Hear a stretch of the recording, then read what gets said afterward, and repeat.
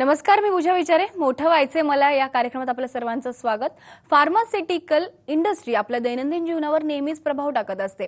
त्यामुळे इंडस्ट्रीकडे नेहमीच गांभीर्याने पाहण्याची गरज आहे.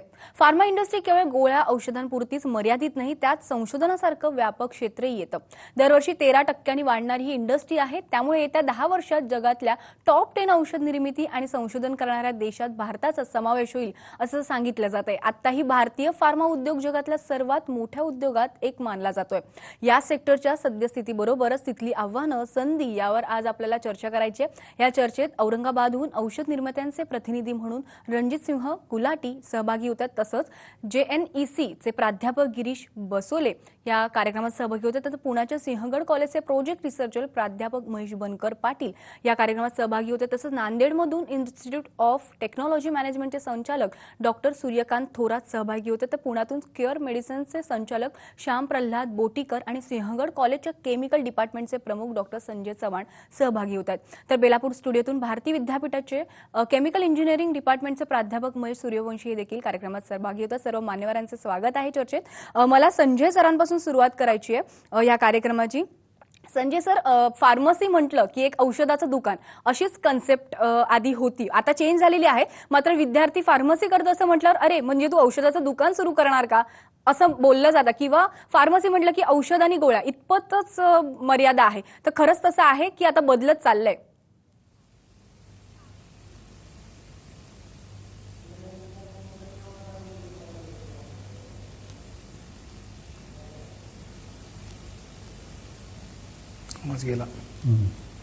संजय सर, तुमच्यासाठी प्रश्न आहे.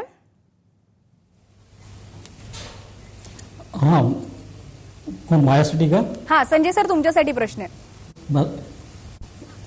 काही तांत्रिक पुन्हा एकदा विचार. संजय सर, माझा आवाज ऐकू येतो तुम्हाला?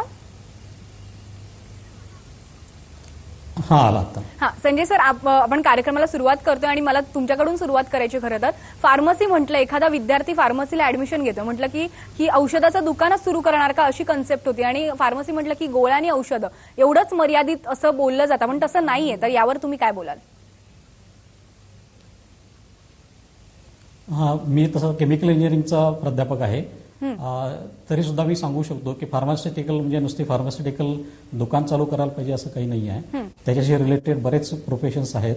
त्याच्याशी रिलेटेड फार्मास्युटिकल इंडस्ट्री प्रोडक्शन आहे, प्रोसेस आहे, त्याच्यातली मार्केटिंग, सेल्स आहे, परत डिझाइन इंजिनिअरिंग हा सुद्धा पार्ट येतो. आणि याच्याशी रिलेटेड ज्या काही गोष्टी असतील ते फार्मासिस्ट चांगल्यापैकी करू शकतात. नक्कीच. आपल्याबरोबर रणजित सिंह सर आहेत. गुलाटी सर, स्वागत आहे कार्यक्रमात. मला तुम्हाला विचारायचं की फार्मा आणि एक केमिकल सेक्टरची सध्याची स्थिती नेमकी काय आहे? नमस्कार. नमस्कार. मी केमिकल इंजिनियर आहे.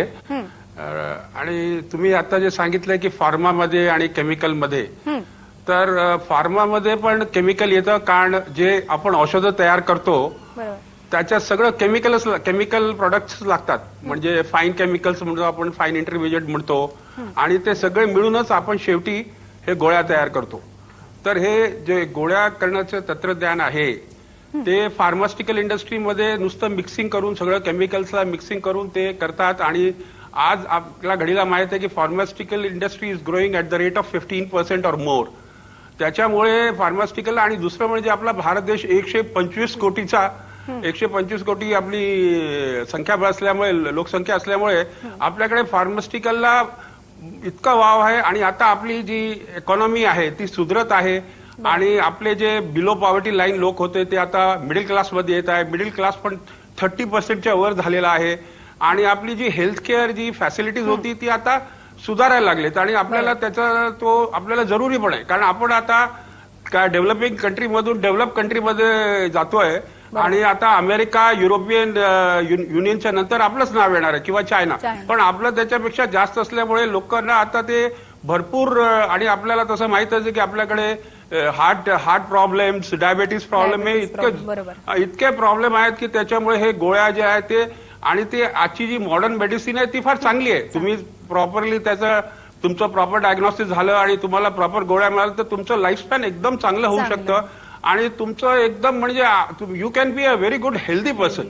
तर त्याच्यामुळे फार्मास्युटिकल म्हणा, केमिकल म्हणा यांचं फार योगदान आहे. आणि they are really doing wonderfully well. नक्कीच रणजित सर, तुम्ही सांगितल्याप्रमाणे की खरंच खूप मोठी इंडस्ट्री आहे किंवा अजून त्याच्यात संशोधन झालं तर खूप चांगलं होऊ शकतं. श्याम सरांना काहीतरी बोलायचं. श्याम सर बोला. हा, मगाशी जो प्रश्न विचारला होता आपण की फार्मा इंडस्ट्रीची सद्यस्थिती, हा मी त्याच्यावर थोडासा प्रकाश टाकू इच्छितो. सध्या भारतामधली फार्मा इंडस्ट्री साधारणतः 1,00,000 करोड टर्नओव्हर इतका आहे आणि तेवढाच साधारणतः एक्सपोर्ट टर्नओव्हर 1,00,000 करोडचा टर्नओव्हर आहे. आणि जगाचा जर विचार केला आपण ग्लोबलचा, तर आपली इंडस्ट्री ही व्हॉल्यूममध्ये 3rd किंवा 4th रँकमध्ये येते पूर्ण जगामध्ये. आणि व्हॅल्यू वाईज जर मेडिसिनच्या व्हॅल्यू वाईज जर कन्सिडर केली तर 13वी किंवा 14व्या नंबरवर येते. असा हा एवढा मोठा व्याप हा फार्मा इंडस्ट्रीचा आहे. हिची ही सद्यस्थिती आहे. आणि कुशल मनुष्यबळ जर म्हणालात तर भारतामध्ये साधारणतः डी फार्मसीचे हे विद्यार्थी साधारणतः 47,000च्या आसपास बाहेर पडतात. आणि बी फार्म जर विचार केला तर फार्मसी ग्रॅज्युएशनचे तर 87,000च्या आसपास विद्यार्थी बाहेर पडतात. आणि महाराष्ट्राचा जर विचार केला आपण तर 87,000 जे बी फार्मचे ग्रॅज्युएट बाहेर पडतात पूर्ण भारतातून, त्यातील साधारणतः 14-15,000 विद्यार्थी हे फक्त महाराष्ट्रातूनच बाहेर पडतात. म्हणजे हे आपलं एक भाग्य म्हणायचं की भारतातला बहुतांश भाग फार्मसी ग्रॅज्युएट बाहेर पडणारा हा महाराष्ट्रातूनच निर्माण होतो आहे. नक्कीच ही सध्याची फार्मा इंडस्ट्रीची भारतातली स्थिती आहे. नक्कीच तुम्ही सांगितल्याप्रमाणे महाराष्ट्रातून 14,000 विद्यार्थी जर बाहेर पडतात तर खूप चांगली गोष्ट आहे महाराष्ट्रासाठी तरी. मला याच मुद्द्यावरनं महेश सरांना विचारायचंय. महेश सर, असं वाचलेलं आहे मी की संशोधन करायचं असेल तर या विद्यार्थ्यांनी ह्या इंडस्ट्रीमध्ये यावं किंवा संशोधन हे क्षेत्र करायचं आहे किंवा योगदान मोठं असतं या इंडस्ट्रीमध्ये संशोधनाचं. त्याबद्दल काय सांगाल? सर्वप्रथम मला हे सांगावं वाटेल की फार्मास्युटिकल इंडस्ट्री ही बेसिकली संशोधनावरच डिपेंड आहे. म्हणजे सर्वप्रथम आपण फार्मास्युटिकल इंडस्ट्री भारतामध्ये का मोठी झाली याचं कारण जर का एकदा बघितलं तर जुनं 1970च्या पेटंट ऍक्ट मध्ये जावं लागेल. त्यावेळी भारताची संशोधन स्थिती एवढी ऍडव्हान्स नव्हती. त्यामुळे होत असं होतं की फॉरेनच्या ज्या कंपनीज होत्या त्यांचे जे फार्मास्युटिकल प्रोडक्ट होते ते प्रोडक्ट्स आपल्याला रिव्हर्स इंजिनिअरिंग करून त्याची जी कुठली केमिकल कॉम्बिनेशन आहे त्याचा आपल्याला पुढं प्रोडक्ट म्हणून वापरावं लागायचं. पण झालं असं की 2005च्या जो पेटंट ऍक्ट आला त्यानुसार आपल्याला स्वतःचं संशोधन करण्यासाठी जगाच्या फार्मास्युटिकल मार्केटने भाग पाडलं. आणि मला सांगायला या ठिकाणी आनंद वाटेल की एवढं मल्टीनॅशनल कंपन्यांचं प्रेशर असताना सुद्धा भारतीय कंपन्यांनी फार्मास्युटिकल मार्केट जवळपास ताब्यात घेतलेलं आहे. म्हणजे किती ताब्यात घेतलेलं आहे की जगात असलेल्या 20 फार्मास्युटिकलच्या कंपनीज आहेत टॉपच्या, त्यामध्ये 16 कंपनीज भारताच्या आहेत, प्रत्यक्ष किंवा अप्रत्यक्षपणे. तर यामध्ये सर्वात मोठा वाटा आहे तो संशोधनाचा. आता मी संशोधनाच्या विषयाकडे वळेल. भारतामध्ये फार्मास्युटिकल संशोधनासाठी प्रचंड स्कोप आहे. म्हणजे भारतीय गव्हर्नमेंट जवळपास 1,000 कोटी रुपयांची तरतूद करून ठेवतंय फक्त फार्मास्युटिकल संशोधनाच्या स्टार्टसाठी, फक्त संशोधन संस्था उभा करण्यासाठी. म्हणजे मी एक फार्मास्युटिकल इंजिनियर आहे, मी एक बायोटेक इंजिनियर आहे किंवा मी डी फार्मसी किंवा पीएचडी इन फार्मास्युटिकल केलंय तर मला भारत सरकारकडून भरपूर प्रकारची निधी किंवा एफडीआय साठी भारत सरकारने 100% फार्मास्युटिकलमध्ये एफडीआय आणण्यासाठी तरतूद केलेली आहे. त्यामुळे फार्मास्युटिकल आणि रिसर्च हे एकमेकांशी पूरक असे क्षेत्र आहेत. आणि त्यामुळे विद्यार्थ्यांना करिअरच्या दृष्टीने जर का फार्मास्युटिकल इंडस्ट्रीकडे बघायचं असेल तर संशोधन हे फार्मास्युटिकचं सर्वात मोठं उत्पादन देणारं आणि रोजगार निर्मितीचं क्षेत्र आहे असं मला वाटतं. नक्कीच गिरीश सर आहेत. गिरीश सर, आता सरांनी सांगितल्याप्रमाणे, महेश सरांनी सांगितल्याप्रमाणे की मोठं क्षेत्र आहे करिअरसाठी वगैरे, पण असं आहे की काही आयटी कंपन्या देखील आहेत त्या फक्त नावापुरत्या आहेत पण त्या फार्मास्युटिकल किंवा फार्मसीच्या क्षेत्राकडे वळत चाललेल्या आहेत किंवा त्यांच्या कंपन्या सुद्धा आता औषध निर्मितीकडे वळतायत. नेमकं त्याचं कारण काय असेल जर आयटी सुद्धा जर त्या क्षेत्राकडे वळते तर? फार्मास्युटिकलमध्ये मनुष्यबळाचा सगळ्यात महत्वाचा प्रश्न निर्माण होतो. भारत हा असा देश आहे की ज्याच्यामध्ये प्रचंड पोटेन्शियल आहे की या क्षेत्रामध्ये आपले पाय जागतिक स्तरावर रोवून ठेवण्याचे.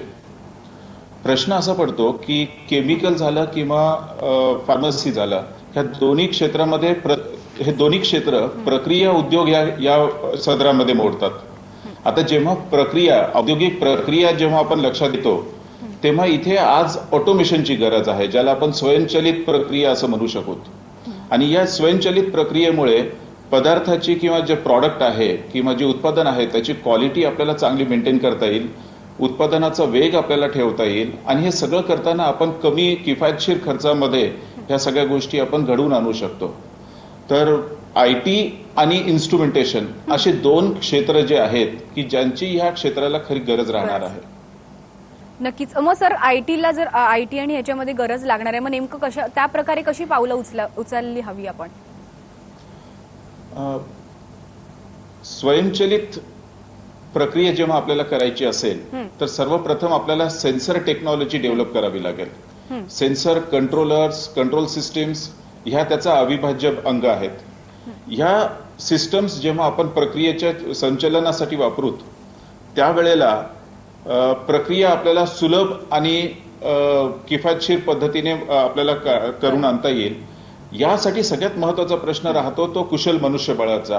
कारण आपल्याकडे केमिकल इंजिनियर्स आहेत, आपल्याकडे फार्मासिस्ट आहेत, पण आपल्याकडे ह्या दोन्ही प्रक्रिया चालवण्यासाठी लागणारे जे तज्ज्ञ पाहिजे आहेत, तज्ज्ञ इंजिनियर्स पाहिजे आहेत, अभियंते पाहिजे आहेत, ते घडवण्यासाठी आपल्याला प्रकर्ष आणि इन्स्ट्रुमेंटेशन सारख्या शैक्षणिक अभियांत्रिकी विद्याशाखांना आपल्याला लक्षात घ्यावं लागेल. त्याच्याकडे दुर्लक्ष करून चालणार नाही. नक्कीच. गुलाटी सरांना काहीतरी बोलायचं. गुलाटी सर बोला. मी याच्यावर असं बोलू शकतो की आता जे साहेबांनी सांगितलं ते एकदम करेक्ट आहे. बरोबर. त्याच्यात असं आहे की आता येणारी टेक्नॉलॉजी जी आहे टोटली ऑटोमेशन मध्ये आहे आणि फार्मा इंडस्ट्रीला ती टोटली ऑटोमेटेड लागते. तर त्याच्यासाठी सगळं ITचं ज्ञान पण लागणं जरुरी आहे. तुम्हाला दुसरं ज्ञान असेल तरी चालेल, पण IT कारण जी मशिनरी आता येणार आहे ज्याच्यात कोणाचाही हात लागणार नाहीये, totally hygienic, US FDA approved, GMP practices, good manufacturing practice, ते सगळं करायला it will be a totally automatic machinery which you need IT professionals also along with the engineers, pharma bachelors, so that machines can run uninterrupted and तो सगळ्यांना त्याचा फायदा झाला पाहिजे. म्हणून ITचं त्याचं ज्ञान लागणारच आहे. बरोबर. नक्कीच. सूर्यकांत सर देखील आपल्या कार्यक्रमात सहभागी झाले. सूर्यकांत सर, स्वागत आहे तुमचं कार्यक्रमात. मला विचारायचं आहे आता की फार्मसी इंडस्ट्री आहे ती भारताच्या पण टॉप 10 मध्ये पण आहे. तसंच बघायला गेलं तर जगात 80 देशामध्ये आपल्या भारतातून औषधं पुरवली जातात. नेमकं अजून त्याच्यामध्ये प्रगती कशी साधावी? असं म्हणावं लागेल की जो गॅप इंडस्ट्री आणि इन्स्टिट्यूट म्हणजे अकॅडमिक मध्ये आहे तो सर्वात आधी ब्रिज व्हायला पाहिजे. पण सर, आणि स्वस्त अशी औषधं पुरवण्यामध्ये पण भारताचा क्रमांक आहे. आणि तुम्ही जे बोलला तो पण पॉईंट अगदी महत्वाचा आहे की बिलो पॉवर्टी लोक जास्त असल्यामुळं जे औषध संशोधन होईल ते जास्तीत जास्त प्रमाणात गरिबांपर्यंत कसं पोहोचेल त्याकरता त्याच्या किमती किती कमी करता येईल, कशा कमी करता येईल, हा R&Dचा एक मोठा भाग आहे. त्यात औषध नुसतं तयार करून नाही जमणार, तर त्याच्या किमती कमी करून त्याचबरोबर त्याचे साईड इफेक्ट कसे कमी करता येईल ते त्याकडे लक्ष द्यावे लागेल. नक्कीच. श्याम सरांना बोलायचंय. हा, श्याम सर बोला. हां, आता जर तुम्ही प्रश्न विचारला होता त्या संदर्भातच थोडीशी माहिती देतो. जगामध्ये जेवढं मेडिसिन्स एक्सपोर्ट होतं त्यातील 14% हा भाग फक्त भारत उचलतो. म्हणजे जगामधल्या सर्व एक्सपोर्ट जेवढं काही एक्सपोर्ट होतं त्यातली भारतामधून 14% हे एक्सपोर्ट होतं. आणि तुम्ही असं बघाल तर भारतामधून आता हे मोठं हब म्हणून कन्सिडर केलं जाते जगामध्ये की मेडिसिन्स इथं स्वस्तामध्ये बनवली जातात. त्यामुळे युरोपियन कंट्रीज, डेव्हलप कंट्रीज ह्या जास्तीत जास्त प्रिफरन्स भारतामधून बनवून घेण्यासाठीच त्यांचा कल असतो. आणखी एक माहिती अशी आहे की बघा, पूर्ण जगामध्ये US FDA अप्रूव्ड असलेले प्लांट USच्या नंतर फक्त भारतामध्येच आहेत. यावरूनच आपल्या एखाद्याला कल्पना येईल की भारतामधून किती पोटेन्शियल आहे की युरोपियन कंट्रीजमध्ये किंवा डेव्हलप कंट्रीजमध्ये मेडिसिन्स एक्सपोर्ट करण्यासाठीचं, हे यातून समजतं. रणजित सिंह सरांना बोलायचं. सर बोला. मला असं म्हणायचं आहे की भारतात आता जे आपण म्हणतो ना स्वस्त आहे, कारण आपण जेनेरिक ड्रग्स बनवतोय.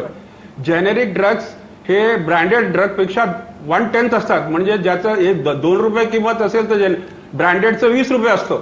आणि आपण आज जेनेरिक ड्रग्स इतक्या मोठ्या प्रमाणात बनवत आहोत. गुलाटी सर थोडंसं थांबवते. जेनेरिक ड्रग्स तुम्ही म्हणालात त्या विषयावरच विचारायचंय की ह्याची मागणी आता मार्केटमध्ये वाढत चालली आहे. मग त्याच्यामुळे विद्यार्थ्यांना ह्या करिअरमध्ये यायचंय का, असं काही आहे?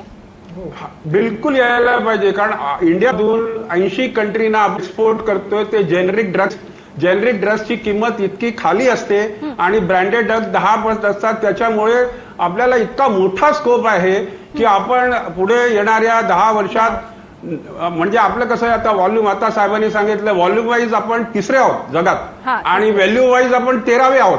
तर आपल्याला व्हॅल्यू वाईज पण वाढता येईल आणि volume wise we can go to even first number. कारण हे जेनरिक ड्रग्स सगळ्या नॉन डेव्हलपिंग कंट्रीजला लागणार आहे, कारण त्यांच्याकडे कॅपॅसिटी नाही पेमेंटची. तेव्हा आपल्याला हे फार मोठं आव्हान आहे आणि आपल्याला ते चॅलेंज ऍक्सेप्ट करून ते करायला पाहिजे. नक्कीच जेनरिक ड्रग्स औषधामुळे मार्केटमधली मागणी वाढते आणि विद्यार्थ्यांना त्याचा स्कोप देखील आहे. महेश सर बोलायचं काहीतरी बोला. हो, ऍक्च्युली जेनेरिक ड्रग्सची मागणी यासाठी वाढते कारण की भारतामध्ये सर्वप्रथम ज्या रिव्हर्स इंजिनिअरिंगची टेक्नॉलॉजी मागे सांगितल्याप्रमाणे ती डेव्हलप झालेली आहे आणि भारतामध्ये विविध संशोधन इंडस्ट्रीज ज्या आहेत त्या इतक्या क्वालिटेटिव्हली इतक्या हाय लेवलच्या आहेत किंवा म्हणजे त्यांची क्वालिटी इतकी उत्तम आहे की अजूनही त्या युनायटेड स्टेट्सच्या फॉर्म्युलीज आणि भारताचे फॉर्म्युलीज यांच्या कम्पॅरिझनमध्ये भारताचे फॉर्म्युलीज जास्त इफेक्टिव्ह ठरतात. त्याचप्रमाणे Indian Institute of Pharmaceutical Education and Research ही जी भारत सरकारची IITच्या पॅरलल ज्या कुठल्या इन्स्टिट्यूट्स आहेत ज्याच्या अनेक ब्रांचेस आहेत, जसं की मोहालीमध्ये ब्रांच आहे, अहमदाबादमध्ये ब्रांच आहेत आणि नुकतीच एक ब्रांच नागपूरमध्ये लॉन्च होणार आहे. त्याचप्रमाणे कोलकात्यामध्ये सुद्धा ब्रांचेस आहेत. तर यामुळे फार्मास्युटिकल इंडस्ट्रीमध्ये संशोधनाला प्रचंड वाव मिळणार आहे आणि मिळतोय आणि त्यामुळे विद्यार्थ्यांचा कल फार्मास्युटिकल संशोधनाकडे जायला हवा.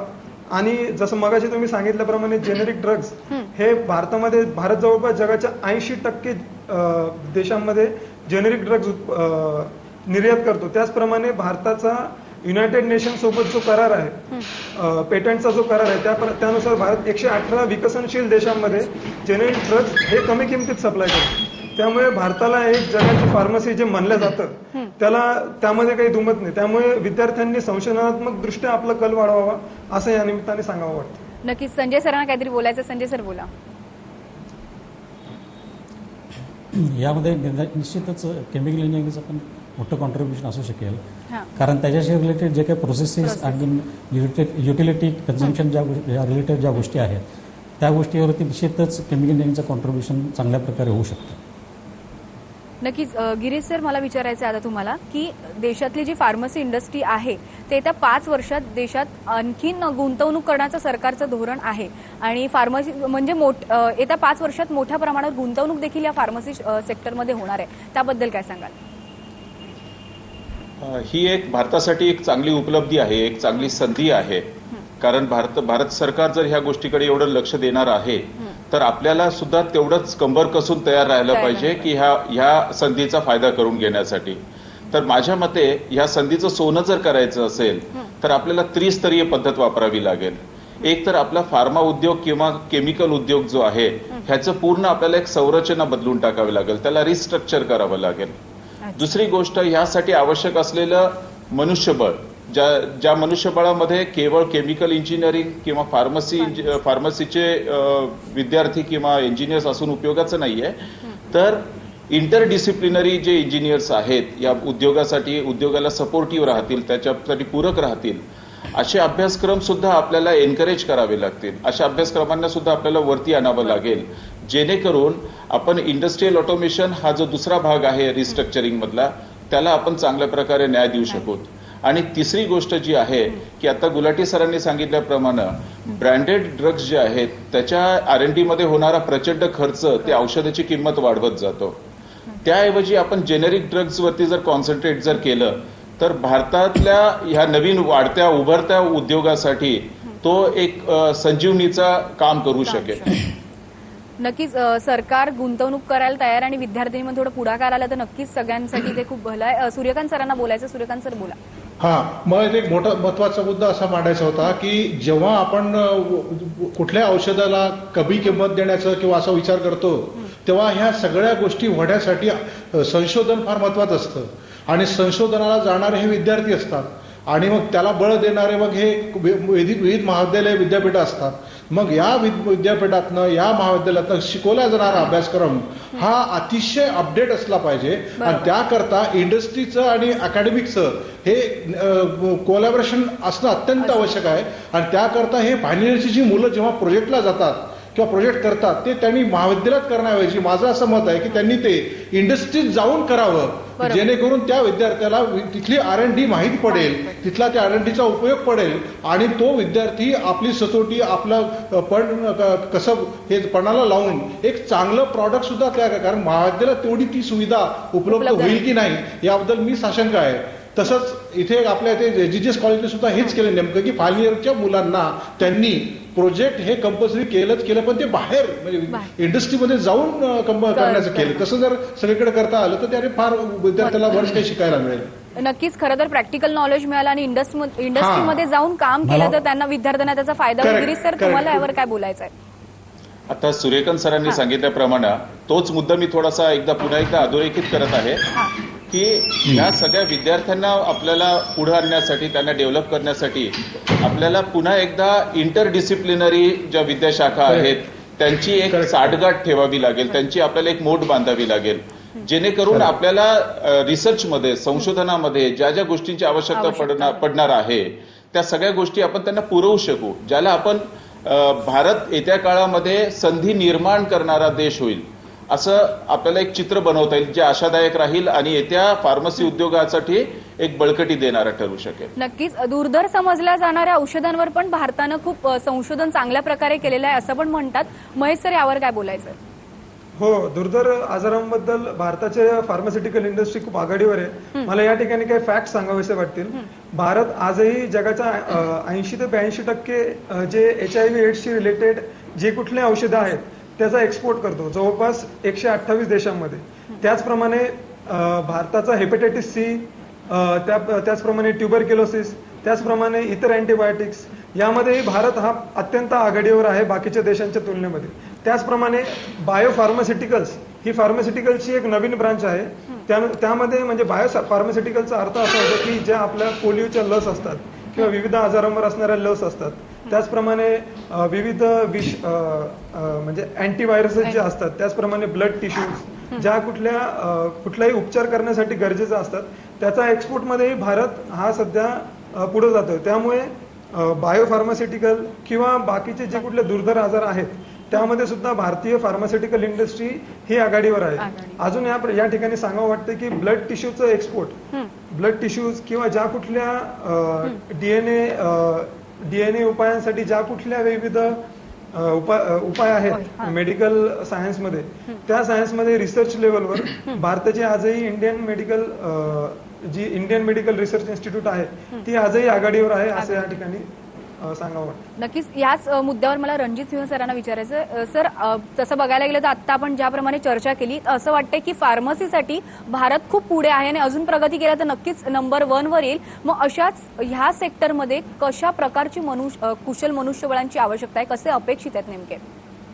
कारण मला काय सांगायचं होतं की आता आपण जसं म्हणालात की भारत फार पुढे गेलेला आहे फार्मास्युटिकल फार्मा इंडस्ट्रीमध्ये, आणि त्याला आणखी पुढे जायचं असेल तर आपण काय मॅन्युफॅक्चरिंग मध्ये फार चांगले आहोत आणि जेनरिक फूड, पण आपण आपला जो बेसिक रिसर्च अँड डेव्हलपमेंट आहे तो जर करायचा असेल तर ज्या युनिव्हर्सिटीज चांगल्या, आता मी युनिव्हर्सिटी ज्याला आता ICT म्हणतात, इन्स्टिट्यूट ऑफ केमिकल टेक्नॉलॉजी, जे डीम युनिव्हर्सिटी झालंय, मुंबईला आहे, तिथे फार्मसीचे कोर्सेस पण आहेत, केमिकलचे पण कोर्सेस आहेत, सगळे कोर्सेस.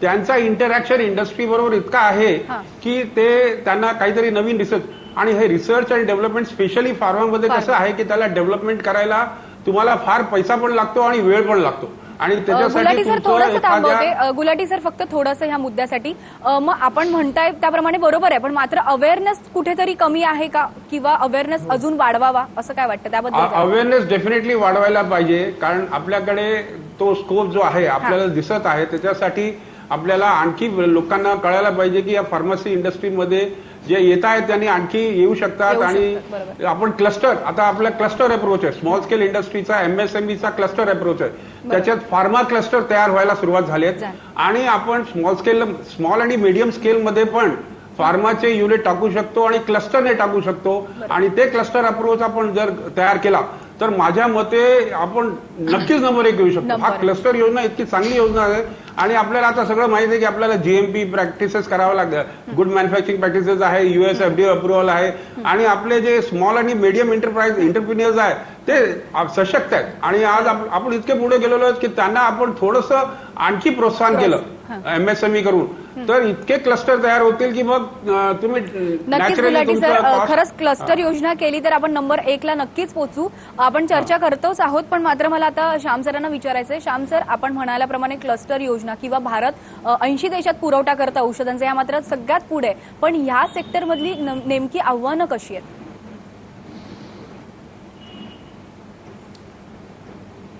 ह्या सेक्टरमधली आव्हाने कुशल मनुष्यबळ हा पुरवठा जो आहे, जरी कॅपॅसिटी आहे आपल्या भारताची, परंतु तसा पुरवठा होत नाही. त्याचं मुख्य कारण हे आहे की इंडस्ट्री आणि अकॅडमिया. मी एकदा डॉक्टर माशेलकरांचं व्याख्यान ऐकलं होतं, त्यामध्ये त्यांनी एक सुंदर शब्द वापरला होता की अकॅडमिया आणि इंडस्ट्री ह्यांचं मॅरेज व्हायला पाहिजे. हाच शब्द त्यांनी वापरला आणि तो एकदम संयुक्तिक आहे. आज इंडस्ट्री ही अद्यावत आहे, परंतु त्या मानानं एज्युकेशन इन्स्टिट्यूट्स म्हणजे हे त्या प्रमाणामध्ये त्यांचं करिक्युलम जे आहे ते पुढे गेलेलं नाही आहे. तर त्यासाठी आधी इंडस्ट्री ओरिएंटेड किंवा जे काही करिअर ओरिएंटेड कोर्सेस असायला पाहिजे किंवा तो सिलेबस असायला हवा, तो आजच्या सिलेबसमध्ये नाही आहे. हे एक झाला. नंबर 2, तुम्ही मगाशी एक अवेअरनेस हा शब्द वापरला. अवेअरनेस कमी पडतोय का? आणि ही गोष्ट खरीच आहे. मी उदगीर ह्या भागातून आलेला आहे, मराठवाड्यातल्या उदगीर तालुक्यातून. जेव्हा मी फार्मसीला B.Pharmला ऍडमिशन घेतलं तेव्हा माझ्या आजूबाजूचे लोक B.Pharm म्हणजे त्यांना एवढंच माहिती होतं की मेडिकल शॉप टाकणे. आज सुद्धा तुम्ही ग्रामीण भागात जर सर्वे केला तर D.Pharm किंवा B.Pharm हे जेव्हा आपण बोलतो तेव्हा त्यांना एवढंच गोष्ट लक्षात येते की दुकान टाकायचं, मेडिकलचं शॉप टाकायचं. त्यामुळे हे आपली सर्वांचीच जबाबदारी येते की ते ग्रामीण क्षेत्रामध्ये अवेअरनेस वाढवावं, कसा वाढेल, खूप फायदा हेच आपण इथं बघितलं पाहिजे. थोडी मानसिकता ही बदलण्यात आली ह्या सेक्टरमधली तर नक्कीच अजून खूप फायदा होईल. खरं तर विद्यार्थी पण खूप पुढाकाराने या क्षेत्रात येतील असं वाटतंय मला. खरंच अजून चर्चा करायची आहे, रोजगाराच्या संधी किती आहेत, कोर्सेस बद्दल ह्या सगळ्या मान्यवरांकडनं मला माहिती घ्यायची, पण कार्यक्रमात वेळ झाली एका छोट्याशा ब्रेकची.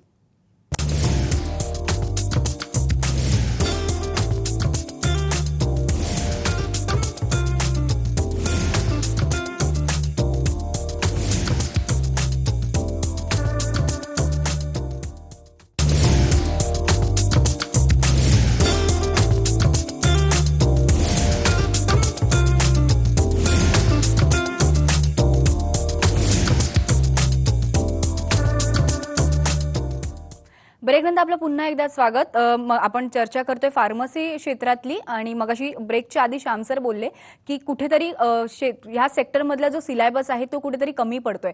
मग याच संदर्भात मला संजय सरांना विचारायचंय की सर, सिलेबस कुठेतरी कमी पडतोय किंवा स्पर्धात्मक नेहमी काही ना काहीतरी वाढत असतं, मग अशा वेळी सिलेबसने कशा पद्धतीनं त्याच्यात भाग घेणं गरजेचं आहे?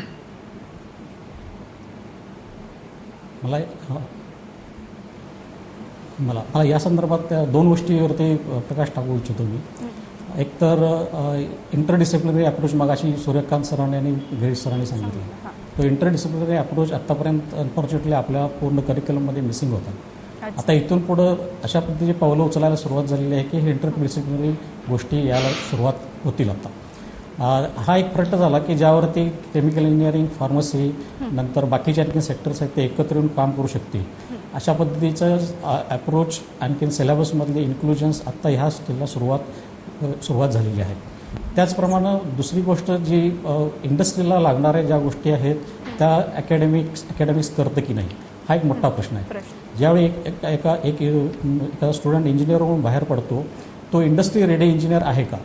आत्ता सध्याचा जर विचार केला तर यामध्ये बराच मोठा गॅप आहे. ज्याप्रमाणे इंडस्ट्री एक्सपेक्ट करते की हा येणारा जो ग्रॅज्युएट आहे त्याच्याकडून जी स्किल एक्सपेक्टेशन्स आहेत ती स्किल एक्सपेक्टेशन्स आत्ताची करिक्युलम पूर्णपणे देऊ शकत नाही. तर या दृष्टीने सुद्धा आता गव्हर्नमेंट लेवलवरती आणखीन युनिव्हर्सिटी लेवलवरती बराच विचार विमर्श सुरू झालेला आहे आणि त्या संदर्भात बऱ्याच प्रमाणात पावलंसुद्धा उचलली गेलेली आहेत. आता नवीन काळामध्ये आउटकम बेस्ड एज्युकेशन आणि इंडस्ट्री रेडी इंजिनियर हे कन्सेप्ट येऊ घातलेले आहेत. त्याच्यामध्ये मगाशी रणजित सिंह सरांनी सांगितलं त्याप्रमाणे फार्मसी इंडस्ट्री असू दे किंवा अगर दुसरी कोणतीही इंडस्ट्री असू दे, त्यांच्या रिक्वायरमेंट्स काय आहेत ह्या बघून करिक्युलम युनिव्हर्सिटीनी पूर्णपणे चेंज करण्याची एक मोटिवेशन आणि त्याच पद्धतीनं मुभासुद्धा दिली जाण्याची शक्यता आहे. आणि ज्यावेळी ह्या गोष्टी होतील त्यावेळी आता जे काय सर्व एक्सपर्ट्सनी आपलं मत मांडलं की हा जो गॅप आहे हा फार मोठा गॅप आहे, तो गॅप भरून काढण्याचं काम आता येत्या काळात व्हायला सुरुवात होईल. नक्कीच तर या संजय सर, दृष्टीनं मला याच विद्यार्थ्यांचं तुम्ही सांगितल्याप्रमाणे सिलेबस आपण बोलतोय, तर मग अशी विद्यार्थ्यांना नेमकं कोणते कौशल्य या क्षेत्रात किंवा सेक्टरमध्ये असणं आवश्यक आहे? हा प्रत्येक इंडस्ट्रीची रिक्वायरमेंट वेगळी आहे. काही प्रोसेसमध्ये त्या प्रोसेसशी रिलेटेड पण आपण म्हटल्याप्रमाणे ह्या सेक्टरमध्ये संशोधन तर मोठं आहेच, पण या व्यतिरिक्त नेमकं अजून किती कौशल्य असणं आवश्यक आहे?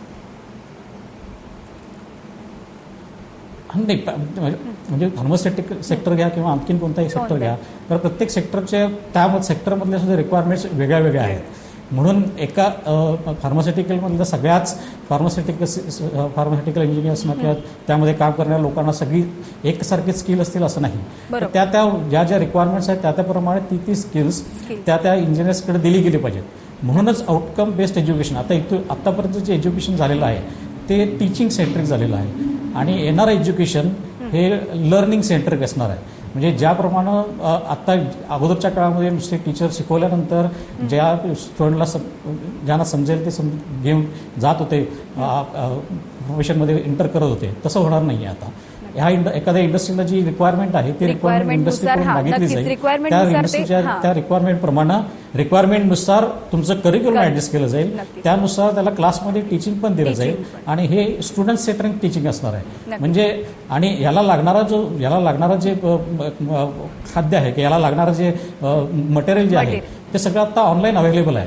आयटी सेक्टर आणि कॉम्प्युटर सेक्टरमध्ये सगळे ऑनलाईन कोर्सेस. ऑनलाईनच्या बाबतीत परत यायचंच या मुद्द्यावरून, तर खरंच एकच कौशल्य असं नाही पण रिक्वायरमेंटनुसार कौशल्य असणं आवश्यक आहे. श्याम सरांना बोलायचं. श्याम सर बोला. आपण जे प्रश्न विचारला की कुठले कौशल्य विद्यार्थ्यांना असणं आवश्यक आहे, जर फार्मा इंडस्ट्री ह्याचा जर विचार केला तर फार्मा इंडस्ट्रीमध्ये मॅन्युफॅक्चरिंग एक सेक्टर आहे, बरोबर, त्याच्यानंतर मार्केटिंग एक सेक्टर आहे, एक्सपोर्ट एक सेक्टर आहे, फार्माको व्हिजिलन्स एक सेक्टर आहे आणि गव्हर्नमेंट मध्ये जॉब मिळणारे तो एक सेक्टर आहे. माझं असं एक सजेशन आहे की जसं इंजिनिअरिंग फील्डमध्ये स्पेशलायझेशन असतं, electrical, mechanical, electronics, computer science, तसं फार्मसी क्षेत्रामध्ये फायनल इयरला एक स्पेशलायझेशन सब्जेक्ट ठेवला तर तो त्या विद्यार्थ्याला ज्या क्षेत्रामध्ये काम करायचं आहे त्या क्षेत्रातलं जास्तीत जास्त ज्ञान मिळू शकेल. हे माझं एक सजेशन आहे. आणि दुसरं सजेशन कौशल्य त्याचं मुलाचं वाढवण्यासाठी असं आहे की त्याला कमीत कमी 6 महिने हे त्याला जे आवडीचं क्षेत्र आहे त्या आवडीच्या क्षेत्रामध्ये 6 महिने ट्रेनिंग किंवा इंटर्नशिप करावी, त्यानंतरच त्याला डिग्री सर्टिफिकेट दिलं जावं. मला निश्चितच या गोष्टीवरती कॉन्ट्रीब्युट करायला आवडेल. कारण आता जे इंटर्नशिपशी सरांनी विषय काढला तर इंटर्नशिपशी रिलेटेड कोर्सेस डेव्हलप्ड कंट्रीजमध्ये आहेत आणि तो एक मोठा धागा आपल्या एज्युकेशनमध्ये मिसिंग आहे. आणि म्हणूनच आता येणाऱ्या इव्हन ह्युमन रिसोर्सेस डेव्हलपमेंटनं आता या संदर्भात निश्चितच पावलं उचलायला सुरुवात केलेली आहे की इंटर्नशिप रिलेटेड ज्या गोष्टी बी करिक्युलम म्हणजे इंजिनिअरिंगच्या करिक्युलममध्ये मिसिंग आहेत त्या फर्स्ट इयर पासून कदाचित पुढच्या वर्षीपासूनच आणल्या जातील. संजय सर थोडंसं थांबवते थोडंसं एकदम, कारण की मी वाचलं असं आहे की उच्च शिक्षित किंवा पदव्युत्तर असेल म्हणजे ग्रॅज्युएट किंवा असेल तरच ह्या इंडस्ट्रीमध्ये विद्यार्थ्यांना स्कोप आहे, नाहीतर सर्टिफाईड कोर्सेसचं काही उपयोग नाही किंवा फायदा होत नाही असं म्हटलं जातं. ते खरं आहे का तितपत? थोड्या प्रमाणात ते खरं आहे, कारण ही ह्या इंडस्ट्रीची रिक्वायरमेंट म्हणजे आता खरं विद्यार्थ्यांनी पीएचडी आणि डिग्रीज घ्यावी आवश्यक, म्हणजे त्याच्यासाठी डिग्री आणि पीएचडी करणंच आवश्यक आहे का? असं म्हणणार नाही, पण जर डेव्हलपमेंट खरोखरच करायचं झालं इंडस्ट्रीला तर क्वालिफाईड मॅनपॉवरची निश्चितच गरज आहे. आणि त्यासाठी ऍटलिस्ट एमई एमटेक आणखीन या तत्सम कोर्सेस आणि त्याच्यावरचे कोर्सेस असणं गरजेचं आहे. बी पर्यंतचे साधारणपणे किंवा ग्रॅज्युएट लेवलचे साधारणपणे रिक्वायरमेंट जो जॉब प्रोफाईल असतो तो साधारणपणे आहे ते काम रुटीनाइज जे काम आहे ते पुढे कंटिन्यू करण्यासाठी असतो. डेव्हलपमेंटचा जो आहे इश्यू होतो तो फक्त पोस्ट ग्रॅज्युएशन नंतर येतो, असं साधारणपणे एक कल आहे. असं नाही की पोस्ट ग्रॅज्युएशन झाल्यानंतरच डेव्हलपमेंट करू शकतो असं नाही आहे, पण साधारणपणे असं कल आहे. नक्कीच रणजित सिंह सरांना विचारायचे, आपण चर्चा करतोच आहे, स्कोप आहे विद्यार्थ्यांना किंवा रोजगार संधी पण आहेतच, मग नेमकं सरकारकडनं ह्या सेक्टरसाठी काय अपेक्षित आहे आपल्याला? मी आधी एक जस्ट बोलतो, कारण संजय साहेब बोलताना बोलले की जो विद्यार्थी बाहेर येतो तो इंडस्ट्री रेडी आहे का, त्याच्याबद्दल मला एक सांगायचं होतं की मी आधीपासूनच सांगत आलोय की आपला जो बी फार्म कोर्स आहे, एम फार्म कोर्स आहे किंवा त्या कोर्समध्ये 6 महिन्याचा इंडस्ट्री ट्रेनिंग असणं आवश्यक आहे. ते आपण काय इन्कॉर्पोरेट करत नाही आजही मला कळत नाहीये. कारण तो विद्यार्थी जेव्हा 6 महिन्यासाठी तो शेवटच्या सेमिस्टरच्या 1 सेमिस्टर आधी तो इंडस्ट्रीमध्ये गेला तर त्याला इंडस्ट्रीचं सगळं काही कळेल. त्याचा प्रॉब्लेम काय येतो की जेव्हा तो माणूस इंडस्ट्रीला जातो त्याला इंडस्ट्रीबद्दल काहीच माहित नसतं. आणि आपल्याकडे विद्यार्थी फार हुशार आहेत, मी आता सांगतो भारतीय फार चांगले हुशार आहेत, आपणच त्यांना तशी ट्रेनिंग देत नाहीये. मी नेहमी माझ्या प्रोग्राम कुठेही मी गेलो उद्योजक कसा घडावा तर मी सांगतो की हे जे आपल्याला युनिव्हर्सिटीकडून अपेक्षित आहे की त्यांनी तो कोर्स तसा करावा की सगळे कोर्स का नाही करू शकत आपण. आपल्याकडे इतके इंडस्ट्री आहेत, स्मॉल स्केल आहेत, मीडियम स्केल आहेत, लार्ज स्केल आहेत, आपण त्यांना 6 महिन्याची ट्रेनिंग कंपल्सरी करावं आणि त्याला त्याच्या जसं आपण प्रोजेक्ट रिपोर्ट करतो त्याच्यात त्याचे मार्क्स द्यावेत. आणि हे झाल्यावर मी तुम्हाला सांगतो की आपल्या भारताचं पूर्ण हेच बदलून जाईल. आपण जे म्हणतोय की जसं तुम्ही म्हणाले की आता काय जे कोणी बाहेर पडतील त्यांना जरुरी नाही नोकरी करायची, ते नोकरी करण्यापेक्षा नोकरी देणारे ठरू शकतील. कारण मी इंडस्ट्रीचा माणूस आहे, उद्योजक लोकांनी व्हायला पाहिजे. उद्योजक झाल्यावर मग त्यांना आपण असं ट्रेनिंग दिल्यावर ते आल्यावर थोडीशी 1-2 वर्षाच्या ट्रेनिंगने ते स्वतःचा उद्योग उभारू शकतील. आपले फार्मर काही इतकं अवघड नाही असं काही करायला, तर ते सगळं करता आलं. त्याच्यात भर घालते थोडीशी, मला काही एवढं ज्ञान नाही आहे या सेक्टर मधलं, पण निश्चितच आर्मी आणि एअरफोर्स मध्ये पण ह्या क्षेत्राचं आता खूप करिअर वाढत गेलेलं आहे. कारण की मी वाचलं असं की आता विद्यार्थ्यांना आर्मी एअरफोर्स मध्ये पण ह्या क्षेत्रात करिअर होऊ शकतं किंवा तिथे त्यांना स्कोप सुद्धा आहेत, संधी सुद्धा आहेत कामासाठी. एक फार्मासिस्ट म्हणून त्यांना खूप स्कोप आहे तिथे. गुलाटी सर तुम्हाला, म्हणजे मी फक्त जस्ट भर घातली त्याच्यात. हा नाही आहे ना स्कोप, त्यांना सगळीकडे स्कोप आहेत. कारण आज काय झालंय की मेडिसिन तुम्ही म्हटलं ना, इव्हन आता कंपाऊंडर म्हणत नाही, असिस्टंट म्हणतात, डॉक्टरांचा असिस्टंट, तोत्या डॉक्टर पण इतके झालेले आहेत की ज्याला थोडंसं ज्ञान आहे फार्मसी बद्दल तोही डॉक्टर सारखा वागतो आणि आपलं औषधं देतो आणि त्याचाही सत्कार होतोय आपल्या भारतात. तर त्याचा फार्मसीला फारच स्कोप आहे ऍक्च्युली तसं बघितलं. नक्कीच. गिरीश सर तुम्ही काय सांगाल? तर सगळ्या तज्ज्ञांचं मी मतमतांतर ऐकत होतो आणि खरं आपण एकीकडे उद्योगाबद्दल बोलतोय आणि एकीकडे मनुष्यबळ आणि त्या अनुषंगाने येणारा सिलेबस, शिक्षण पद्धती, ह्या सगळ्या गोष्टींना आपण एकाच वेळेस ओपन केलेला आहे. त्याच्यामुळे आपला ह्याचा व्याप्ती फार वाढत जातीये. तर माझा थोडासा भर राहील की मनुष्यबळावरती. तर ह्यासाठी 2 गोष्टी आहेत. एक तर मानसिकता आपल्याला बदलणं गरजेचं आहे, जसं तुम्ही आधीच्या सेगमेंटमध्ये सांगितलं होतं, आणि दुसरा दृष्टिकोन. आपली मानसिकता अशी झालेली आहे की इंडस्ट्री, आता मला वाटतं संजय सर बोलले होते की इंडस्ट्री आणि इन्स्टिट्यूट हे सोबत यावं आणि त्यांनी मिळून काही कार्यक्रम करावेत. आणि रणजित सर आता म्हणाले तसं की फक्त ICT किंवा अशा IIT सारख्या इन्स्टिट्यूट कडून आपल्याला R&Dचा किंवा ह्याचा फायदा मिळू शकेल. तर मी थोडंसं एक पाऊल पुढे जाऊन असं म्हणेल की फक्त IIT आणि IICT वरती आपण अवलंबून न राहता आपल्याकडे खूप चांगल्या दर्जेदार संस्था भारतामध्ये आहेत. आणि आज आपण गेल्या 30-40 वर्षात मागच्या या संस्थांनी खूप चांगली प्रगती केलेली आहे. तर अशा संस्थांना आपण इंडस्ट्रीने अशा संस्थांना जवळ का नाही करायचं. आता एक मी जे पाहतोय माझ्या ह्याच्यात रोजच्या जीवनामध्ये की इंडस्ट्रीला इन्स्टिट्यूट्सकडे म्हणजे संस्थांकडे येऊन काही तंत्रज्ञानाची वगैरे मागणी करायची असेल तर त्यांना थोडासा संकोच वाटतो. मी थोडंसं बोल्ड बोलत असेल पण ही फॅक्ट आहे. त्यांना काय वाटतं, इंडस्ट्रीला असं वाटतं की हे सगळं बेसिक नॉलेजमध्येच हे लोक काम करतात. मला एक सांगा, जर इंडस्ट्री जर ह्या विद्यार्थ्यांपर्यंत पोहोचणार नसेल, संस्थांपर्यंत पोहोचणार नसेल, त्यांना ह्याच्यामध्ये सामावून घेणार नाही, तर हँड्स ऑन स्किलच्या ज्या गोष्टी आपण करतो त्या कशा तयार होतील. यासाठी तुम्ही संस्थांवर विश्वास ठेवा, विसंबून राहा, त्यांच्यापर्यंत या आणि त्यांना तुमच्याबरोबर काम करण्याची, पार्टनरशिप करण्याची संधी द्या. डेफिनेटली तुम्हाला आवश्यक असलेलं सगळं मनुष्यबळ तुम्हाला आपोआप उपलब्ध होऊन जाईल. कारण जो विद्यार्थी इंजिनिअरिंग किंवा फार्मसी सारख्या अभ्यासक्रमामध्ये येतो तो विद्यार्थी एक त्याचा बुद्ध्यांक चांगल्या प्रकारचा असलेलाच असतो. अभ्यासक्रम कुठलेही विद्यापीठ असू द्यात, अभ्यासक्रम खराच चांगल्या प्रकारे केलेला असतो.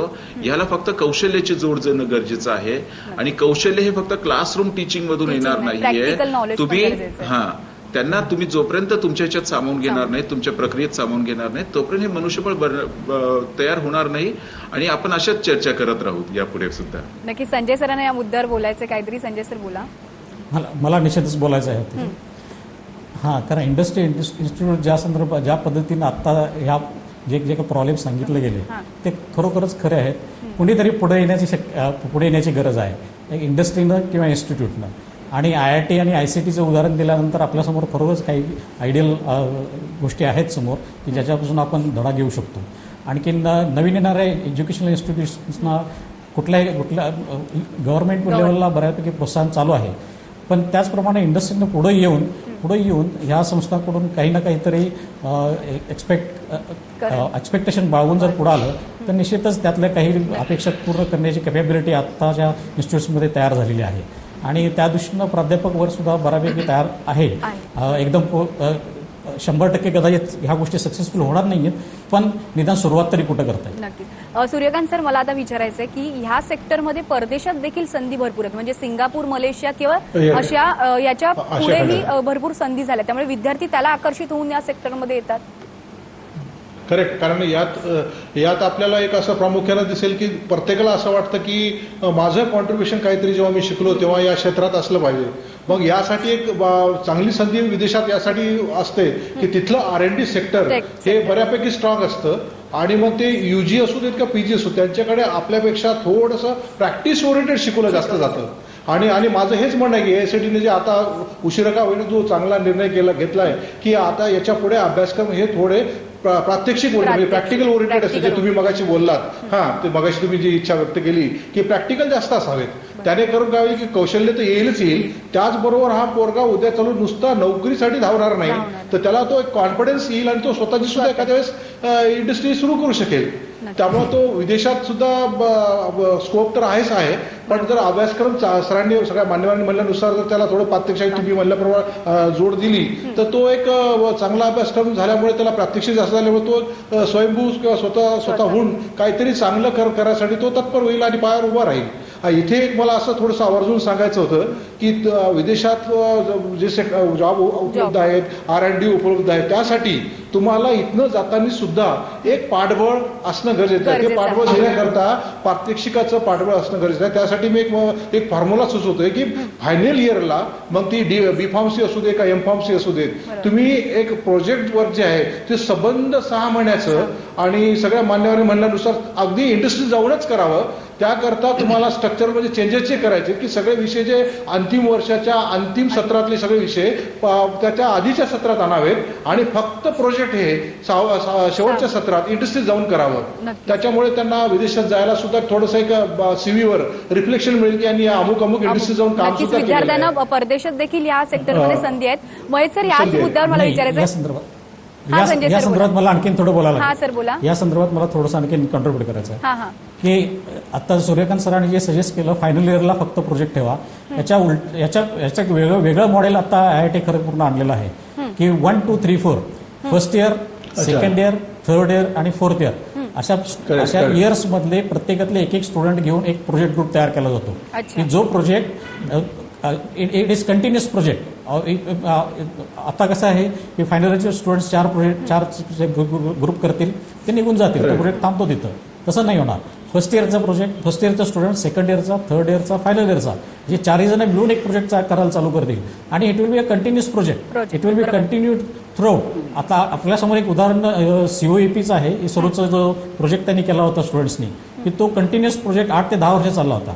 अशा पद्धतीचं मॉडेल जर घेतलं तर कुठलाही प्रोजेक्ट इंडस्ट्रीला असेल तर तो कंटिन्युअसली चालू राहील. अशा पद्धतीने सुद्धा एक वेगळं मॉडेल विचार करू शकतो. Mahesh sir. Sir Shyam sir बोला.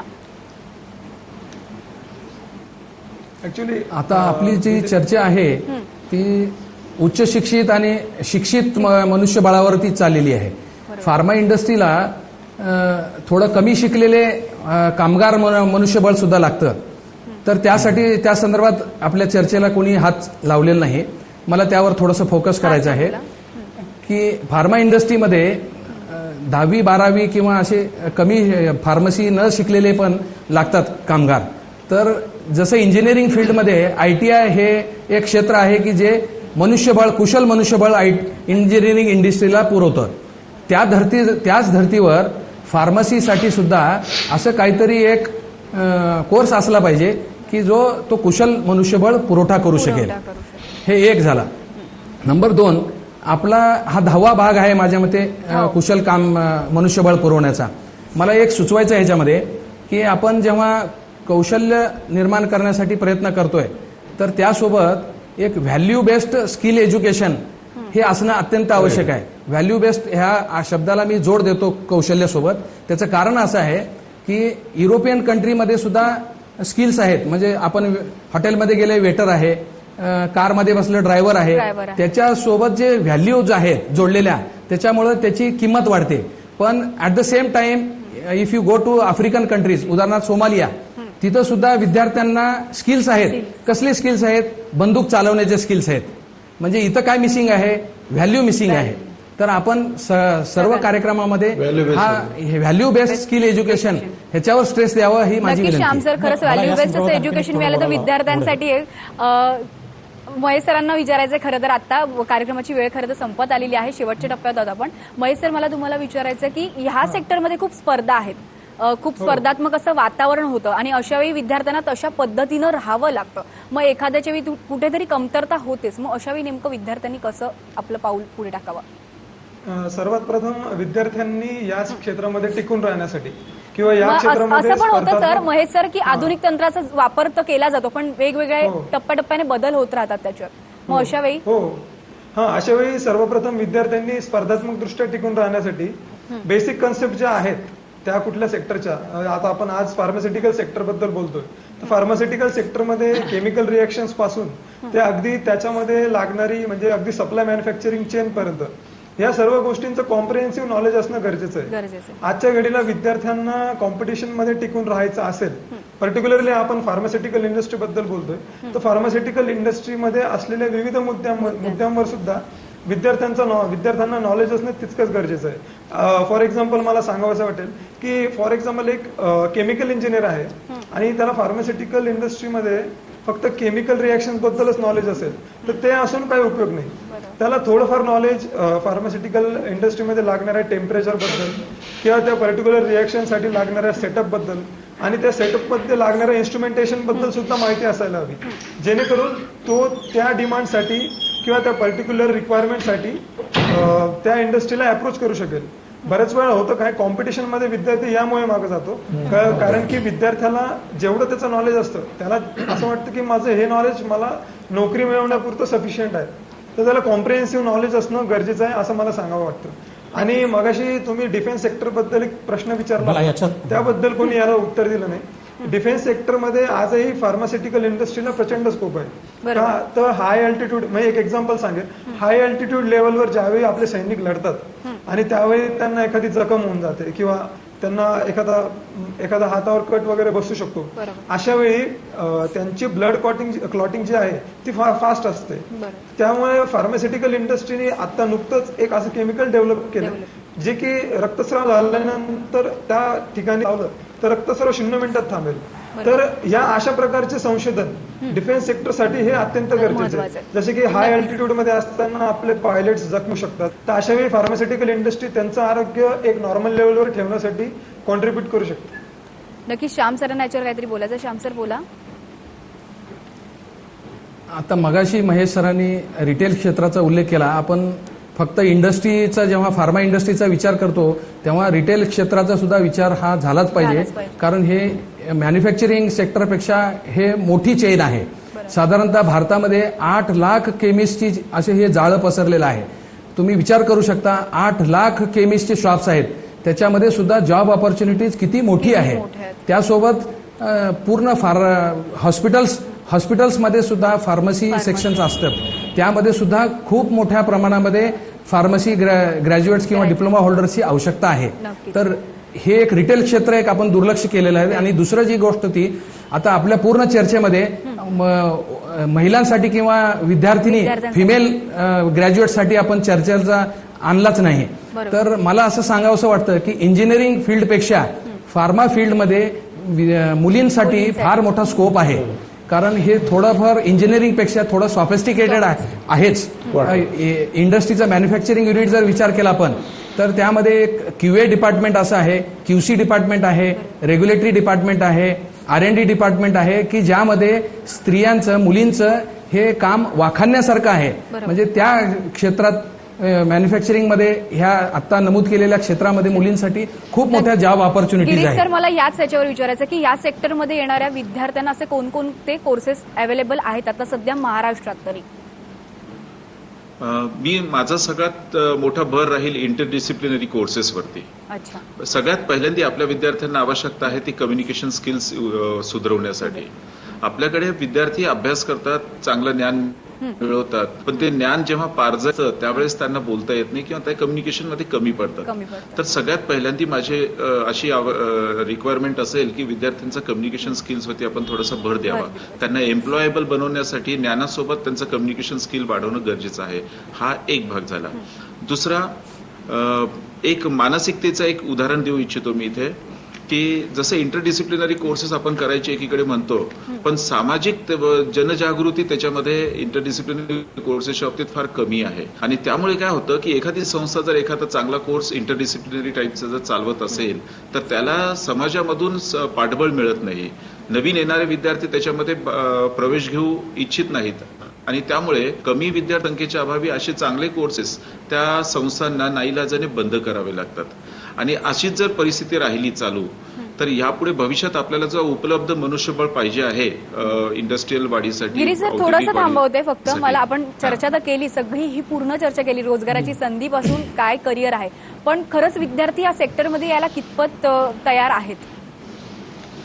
विद्यार्थ्यांना या सेक्टरमध्ये आकर्षण आहेच आहे, त्यात वाद काहीच नाहीये.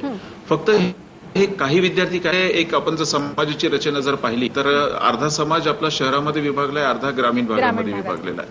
ग्रामीण भागातल्या विद्यार्थ्यांना हे जे क्षेत्र जे आहे फार्मसी किंवा जसं आता श्याम सर म्हणाले सोफिस्टिकेटेड, माझा नाही विश्वास त्यावर, पण सोफिस्टिकेटेड क्षेत्र जे म्हटलंय तर ह्या क्षेत्राच्या बद्दल एक त्यांना थोडंसं एक न्यूनगंडाची भावना तयार होऊ शकते आणि त्यामुळे ते दजावत नाहीयेत या क्षेत्राकडे येण्यासाठी. तर ह्या गोष्टीवर मात जर करायची असेल आपल्याला तर आपण जास्तीत जास्त ग्रामीण विद्यार्थ्यांच्या स्किल्सचा वापर करून घेऊन त्यांना जर ह्याच्यात सामावू शकलो तर मला वाटतं आपण फार चांगल्या प्रकारे एक मनुष्यबळाच्या मध्ये एक वाढ आपण करू शकू. नक्की. शेवटच्या टप्प्यात आला. सूर्यकांत सरांना मला विचारायचं, शेवटचा टप्पा, वेळ संपत आली खरं तर. सर, या सेक्टर समोरची जी आव्हानं आहेत ती पेलण्यासाठी नेमकं विद्यार्थ्यांनी काय काय केलं पाहिजे आणि सरकार कुठे आहे, सरकारनं पण काय केलं पाहिजे या सेक्टरसाठी? सरकारने विद्यार्थ्यांना चालना देण्यासाठी वेगवेगळ्या शिष्यवृत्त्या ते देतच आहेत. त्यामुळे सरकारचा रोल महत्वाचा आहेच. कारण ग्रामीण भागातला विद्यार्थी जेव्हा शहरात येतो तेव्हा राहण्या खाण्यापासून तर ते शिक्षण घेण्यापर्यंत त्यांना बराच खर्च येतो. तर हा खर्च झेपण्यासाठी शिष्यवृत्ती अत्यंत महत्वाची असते. तर तो रोल सरकारने त्याच्यावर करावा. पण इथे मी सरकारकडे एक वेगळी अपेक्षा करतोय की आपण या चर्चेत बरंच बोललो की संशोधन झालं पाहिजे. त्याकरता सरकारने संशोधनासाठी एक विशिष्ट ग्रँट, अगदी नॉन ग्रँट कॉलेज जे असतील त्यांना सुद्धा दिल्या पाहिजेत, जेणेकरून तिथल्या स्टाफनी त्या नॉन ग्रँटच्या स्टाफनी त्या ग्रँटचा उपयोग संशोधनासाठी जास्त केला पाहिजे. आणि दुसरं मी तुम्हाला सगळ्यांना मान्यवरांच्या कारणावर एक जाता एक आपल्या एक चर्चेसाठी म्हणून एक खास मुद्दा देतोय की PCI म्हणजे फार्मसी काउन्सिल ऑफ इंडियाने एक संबंध देशात एक अभ्यासक्रम करायचं योजना आहे. तिथे मला असं म्हणायचं की आता आपण मी मराठवाड्यातला नांदेडचा, तर इथली बेसिक नीड वेगळी असेल. त्यामुळे इथल्या विद्यापीठांना 30% स्वायत्त द्यावं त्या सिलेबस तयार करायला, जेणेकरून या विद्यार्थ्याला काय उपयोगाचं आहे, इथे कुठलं रॉ मटेरियल आहे, इथे कुठलं विषय टाकावे लागतील आणि त्याचा अभ्यासक्रम कसा असायला पाहिजे हे याचा निर्णय विद्यापीठाला सुद्धा घेता यावा. त्यामुळे त्याचं पर्सेंटेज 70 आणि 30 म्हणजे कॉमन 70 देशभरात आणि 30 विद्यापीठ टू विद्यापीठ वेगवेगळं असावं. आणि यात सगळ्यात महत्वाचं म्हणजे प्रात्यक्षिकावर भर देण्यात यावा. नक्कीच सूर्यकांत सर, या चर्चेतून खूप क्लिअर झालेलं आहे. फार्मसी म्हटलं की फक्त केमिस्ट ओपन करणं हा नाही आहे, त्यांना खूप रोजगाराच्या संधी आहेत, मुलींसाठी वाव आहे, तसंच कौशल्य आहेत. संशोधन म्हटलं केलं तर विद्यार्थी खूप छान टिकू शकतात. मानसिकता थोडीशी कमी आहे ग्रामीण भागात बघायला गेलं तर, तिथे वाढवली तर नक्कीच फायदेशीर आहे मुलांसाठी, मुलींसाठी खूप स्कोप आहे तसं बघायला गेलं. आणि केंद्र सरकार एक स्वतंत्र औषध मंत्रालय पण काढणार आहे, त्याच्यामध्ये पण निर्णय घेत आहे केंद्र सरकार. किंवा आता सरांनी सांगितल्याप्रमाणे, सूर्यकांत सरांनी, एकच अभ्यासक्रम हे पण आहे. विद्यार्थ्यांना प्रॅक्टिकल मिळालं, प्रॅक्टिकल नॉलेज मिळालं तर अजून या क्षेत्रात सेक्टरमध्ये खूप प्रगती होईल. आणि भारत खरंच या सेक्टरमध्ये खूप प्रगतशील आहे, पण अजून जेनरिक ड्रग्स वगैरे बघायला गेलं तर मागणी वाढली, त्यामुळे विद्यार्थी पुढे जातात. संशोधन केलं किंवा आपलं कौशल्य, गुड कम्युनिकेशन, अशा सगळ्या बाबतीत विद्यार्थी तर असेल आणि विद्यार्थ्याला आकर्षण असेल या सेक्टरमध्ये, तर नक्कीच त्यांनी ऍडमिशन घ्यावं. रोजगाराची संधी, काही टेन्शन नाही आहे. सर्व मान्यवरांचे खूप आभार. खूप छान मार्गदर्शन केलं या क्षेत्रासंदर्भात. विद्यार्थ्यांचे प्रश्न खरंच त्यांना उत्तरं मिळालेली आहेत. मोठं व्हायचे मला या विशेष कार्यक्रमात वेळ झाली इथंच थांबण्याची. उद्या पुन्हा भेटणार आहोत नवीन विषयासह. तोपर्यंत नमस्कार.